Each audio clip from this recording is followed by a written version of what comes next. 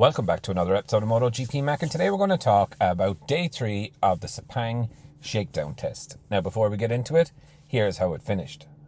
Alex Marquez topped it from Pecco Bagnaia, Fabio Quartararo, Franco Morbidelli, Marc Marquez, Pedro Acosta, Johan Zarco, Joan Mir, Marco Bezzecchi, Alex Rins, Fermin Aldeguer, Jack Miller, Brad Binder, Aya Agura, Luca Marini, Maverick Vinales, Miguel Oliveira, Enea Bastianini, Samkit Chantra, Michele Pirro, Lorenzo Savadori, and Andrea Dovizioso.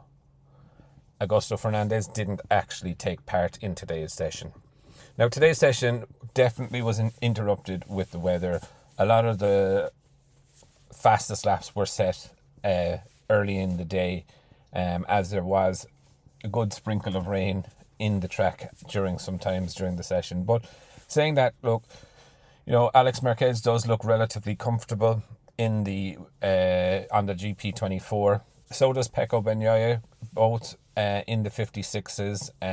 Fabio Quartararo also in the 56s, and Franco Morbidelli just scraping into the 56s, but it's in the 56s. There is still an awful lot more time, I think, to go in it, but look, it is an ominous sign that already the GP25 seems to be dialed in a little bit better than they were last year, say, on the GP24 at this stage, so it is definitely going to be interesting. Mark had a good solid day as well, just on the cusp of the 56s.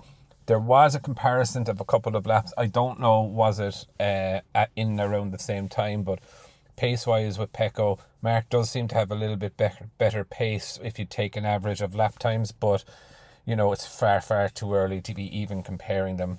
Pedro Acosta, good to see him top 6. Johan Zarco, consistent, that's what I'm going to call it with Zarco. Mir did drop back a little bit. Maybe have we found the edge of the Honda down in the low 57s? But look, let's wait and see again. Marco Bezzecchi, a man, a lot of pressure on his shoulders, carrying the weight of the Aprilia testing program.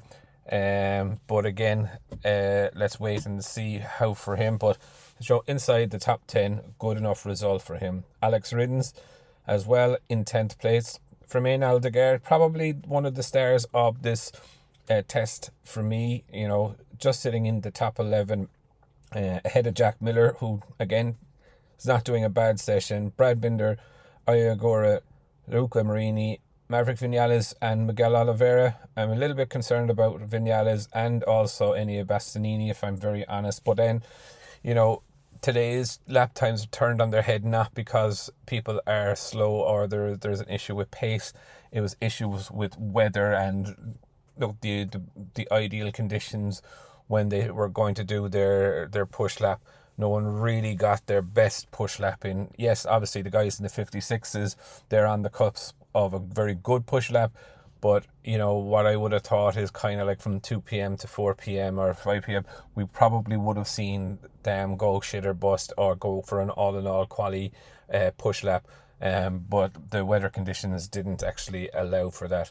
All in all, I think it's a great test. Some good indications of stuff. There is some stuff that I've seen, some pictures that I have that I will be reviewing the bikes over the course of the next days. We have another test coming up fairly soon again, so I will be covering those again. But all in all, I think it was a pretty good test. One of the standout things for me is Yamaha seem to have got a handle on it. One of the standout riders for me is Fermin Aldeguer, in and around the top 10 the whole way through the test, keeping people honest, and not so far away from breaching into the 1 minute 56. 0.4 of a second off today, but again, he can definitely get down there, I would think, with a proper push lap.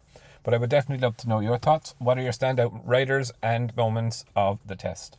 Definitely leave your thoughts in the comments below, and I'll be back again tomorrow with another video.